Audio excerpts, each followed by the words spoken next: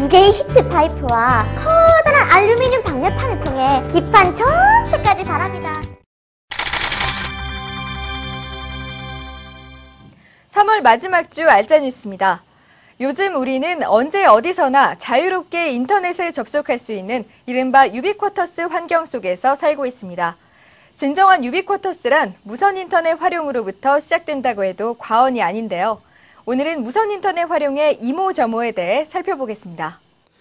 아이폰 등 스마트폰 보급이 늘어나면서 무선 네트워크를 이용한 인터넷 연결이나 다양한 어플리케이션 활용이 늘어나고 있습니다.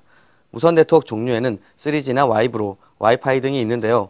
일반 가정이나 상가, 사무실 등 근거리 네트워크용으로는 와이파이가 많이 사용되고 있습니다. 일반적으로 손쉽게 와이파이를 이용한 무선 인터넷 환경을 구축하는 방법에는 먼저 가정에서 컴퓨터용으로 사용하는 유선 내내 유무선 또는 무선 전용 공유기를 설치하는 방법이 있습니다.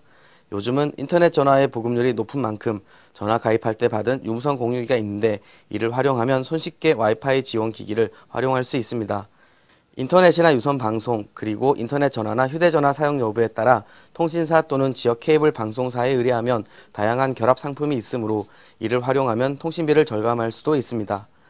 이외에도 요즘은 많은 가정이나 상가, 그리고 공공장소에는 무선 랜이 설치되어 있으므로 사용하고자 하는 기기를 통해 무선 인터넷 신호를 검색해 보면 무료로 사용할 수 있는 무선 인터넷용 AP들이 상당수 검색이 됩니다. 그중 하나의 AP를 선택해 사용하면 됩니다. 이렇게 구축된 무선 네트워크 환경에서는 다양한 기기들을 활용할 수 있는데요. 우선 대표적인 기기로 노트북을 들 수 있습니다. 케이블을 꽂고 사용하기도 하지만 최근엔 커피숍이나 공원 등 야외에서 무선 인터넷을 즐기는 모습을 많이 볼 수 있습니다. 다음으로 인터넷 전화와 와이파이 전화를 쓸 수 있습니다. 두 방식 모두 현재 가정에서 사용 중인 전화번호를 그대로 이용할 수 있기에 휴대폰의 010 통합과 같은 고민은 하지 않아도 됩니다. 그리고 스마트폰은 통신비 걱정 없이 인터넷이나 어플리케이션을 마음대로 즐길 수 있습니다. 또한 전자사전이나 프린터, PMP, 그리고 게임기 등에서도 무선 네트워크의 활용도가 점차 증가되고 있는 추세입니다. 무선 랜을 사용할 때는 해킹이나 범죄에 악용될 수 있고 또한 접속자가 많아지면 속도가 늦어질 수 있으므로 보안 설정을 해놓는 것이 좋습니다. 이제 누구나 쉽게 설치하고 활용할 수 있는 무선 인터넷 세상, 차근차근 시작해 본다면 훨씬 즐거운 유비쿼터스를 즐길 수 있지 않을까요? 미디어잇 이진입니다. 이어서 한 주간의 주요 소식입니다. 북미 최대의 이동통신 전시회 CTIA 2012 미국 라스베이거스에서 지난 23일 개막했습니다. 특히 스프린트와 버라이즌 등 현지 이통사들이 4G 스마트폰을 공개하며 많은 이들의 관심을 끌었습니다. 한편 삼성전자는 안드로이드 OS를 탑재한 스마트폰 갤럭시 S를 공개하고 미국 시장 공략 계획을 밝혔는데요. 갤럭시 S는 안드로이드 2.1 버전과 4인치 슈퍼 아몰레드 디스플레이, 2GHz 프로세서를 채용했고 증강현실 애플리케이션을 기본으로 탑재했습니다. 스마트폰 보안 대책과 관련해 최근 행정안전부가 공인인증서 표준안을 마련했는데요. 방송통신위원회와 총리실 등이 이에 반발하면서 공인인증서 의무화 논란이 새롭게 전개될 것으로 보입니다.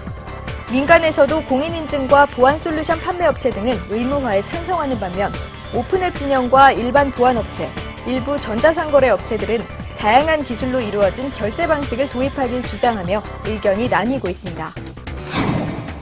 이젠 앱스토어와 안드로이드 마켓에서도 사전 심의 없이 게임 어플리케이션 유통이 가능하게 될 전망입니다. 문화체육관광부는 오픈마켓용 게임물에 대해 일정 조건을 갖추면 사전 심의 없이 유통할 수 있는 고시안을 준비 중이라고 밝혔습니다. D램을 대체할 차세대 메모리 G램이 조만간 나올 예정입니다. 하이닉스 반도체와 미국의 이노베이티브 실리콘사가 절연체 실리콘 없이 1V 미만의 전압에서 동작하는 차세대 메모리 기술을 개발해 D램 상용화에 더 다가섰다고 주요 외신들이 보도했습니다. 중국 정부가 구글의 중국 인터넷 검색 시장 철수에 반격하기 시작한 것으로 보인다고 AP통신이 보도했습니다. 지난 23일부터 중국 내에서 구글 차이나의 일부 검색어를 입력하면 브라우저가 잠시 멈추는 등 구글이 중국 철수 결정을 밝힌 이후 중국 당국의 검색 검열이 한층 강화된 모습입니다. 얼마 전까지만 해도 주로 컴퓨터 부품으로만 쓰이던 하드디스크가 최근 게임기나 자동차, 홈시어터 등 다양한 제품 속으로 들어가고 있습니다. 또 자료들의 용량이 커지면서 디자인과 친환경을 강조한 외장 하드디스크도 판매량이 급증하고 있습니다. 우리나라 인터넷이 20주년을 맞이했습니다. 지난 1990년 3월 24일 한국과학기술원 연구진이 국내 컴퓨터와 미국 하와이대 컴퓨터를 연결한 것이 첫 접촉이었습니다. 이건희 전 삼성그룹 회장이 퇴진한 지 약 2년 만에 삼성전자 회장으로 경영 일선에 복귀했는데요. 이에 대해 찬반 엇갈린 반응들이 있으며 향후 행보에 관심이 쏠리고 있습니다. 지난달 삼성전자가 3D TV를 출시한 데 이어 LG와 소니도 본격적인 마케팅을 시작했습니다. LG전자는 풀 LED 방식의 3D TV와 엣지 방식의 3D LED TV를 출시하고 소니는 세미나 개최와 함께 엣지 방식의 능동형 3D LED TV를 국내에 선보일 계획입니다. 인기 디지털 기기들의 공통점은 개방화와 호환성이라고 IT 업계 관계자들이 입을 모으고 있습니다.